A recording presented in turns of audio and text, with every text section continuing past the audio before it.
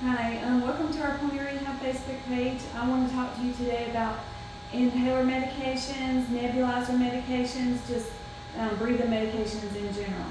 I'll go over nebulizers versus inhalers and talk a little bit about them. But first, let me talk about the actions of the medications. This card kind of gives a full list of each medication that is available to a physician that would order you any breathing medications for your shortness of breath symptoms or for clearing mucus. There's different classifications of medications here. Usually a physician would start off with a short-acting bronchodilator like albuterol that typically fixes an issue, that you're having with shortness of breath. But sometimes may require going down and adding more inhalers. Some patients are on 2 or 3 different types of inhalers. The next kind would be a long-acting bronchodilator. So short-acting is working right then. It's like a rescue medication. It's helped to relieve shortness of breath symptoms a lot of times in asthma and also in COPD, obviously. But long-acting medication may help get you past, just an emergency type shortness of breath. It'll help carry you through longer and help kind of prevent you getting short of breath again. Then there's a smooth muscle relaxer medication. This helps dilation happen in some patients.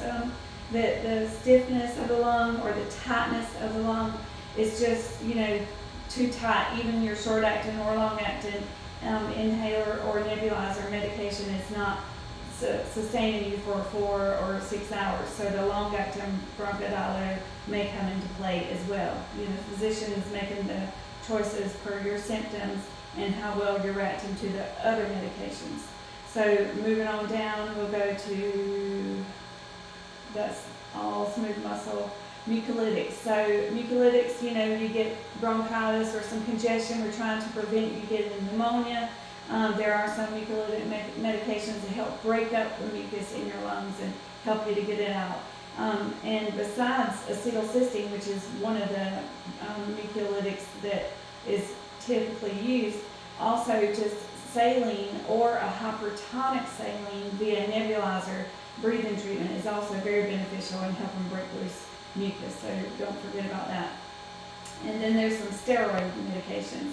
So steroid medications, a lot of times, sometimes the inhaler has a steroid in it that also has a combination of a long-acting bronchodilator and short-acting bronchodilator in it. The most widely known inhaler with all 3 of those medications is Trelegy or Breztri. But the steroid part, there's a lot of inhalers that only has a steroid. If it only has a steroid in it, this is not your rescue inhaler. This is your maintenance inhaler. It helps to keep the airways from inflammation, keep them calmed down, to help prevent your lungs getting tight again from excessive coughing and things, or exposure to the elements. And that's another thing in helping relieve your shortness of breath is, protecting yourself from being exposed to those type things. So if a patient has a steroid inhaler, that is to be taken every day, whether you're shortness of breath or not. Every day you take it to help prevent shortness of breath. That is the one that helps keep everything calmed down. And then short-acting bronchodilator like albuterol, that's your rescue medication, or take it routinely if the doctor orders it that way. It's according to what you and your physician discusses.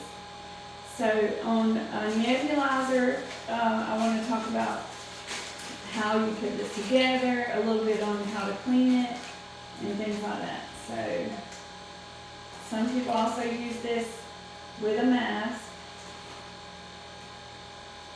but putting this together, you have it like this.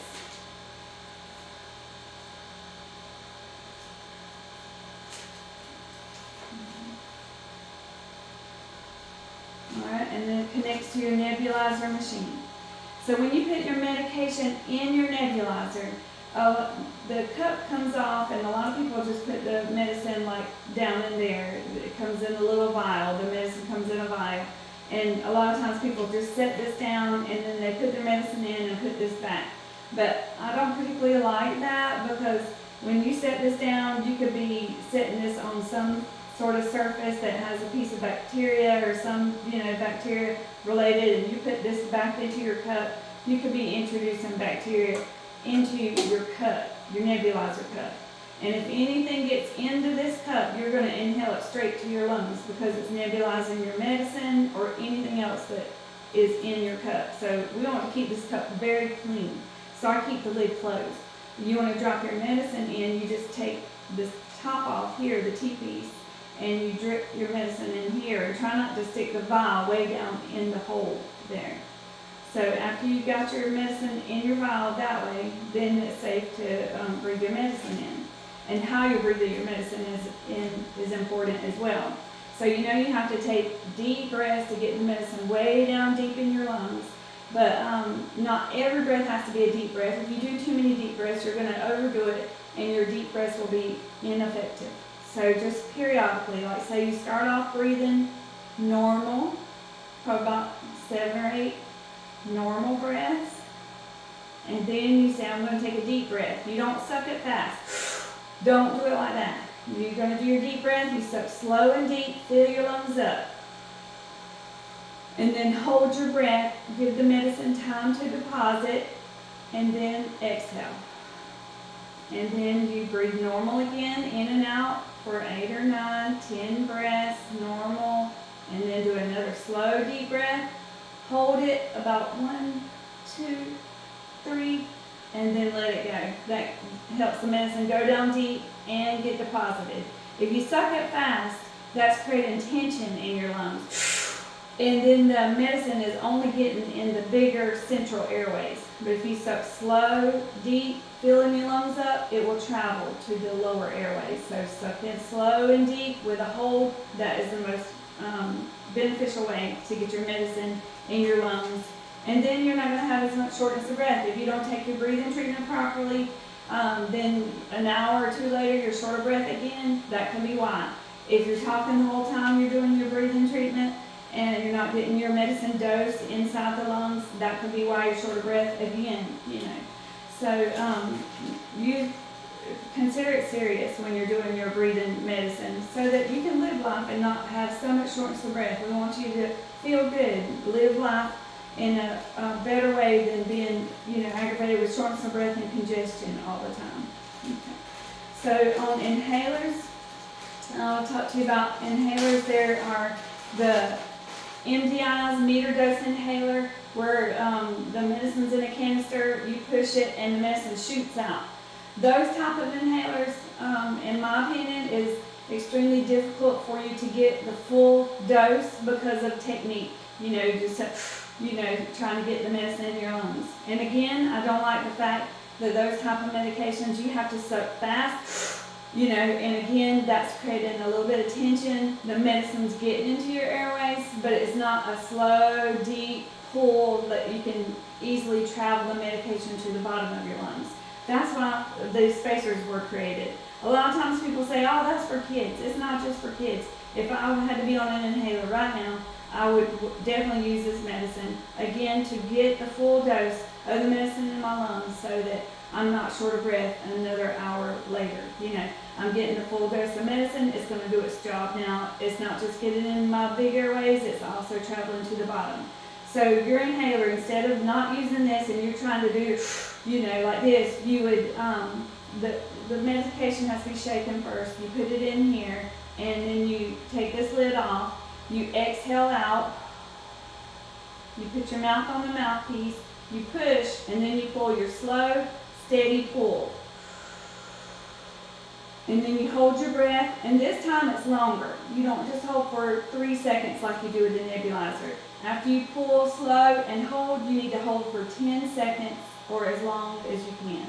So that's how you do that. So if you have to do 2 puffs, you would exhale, wait a minute, get ready again. You exhale all your air out so the air's out. So when you pull, you can fill your lungs up. Exhale, push,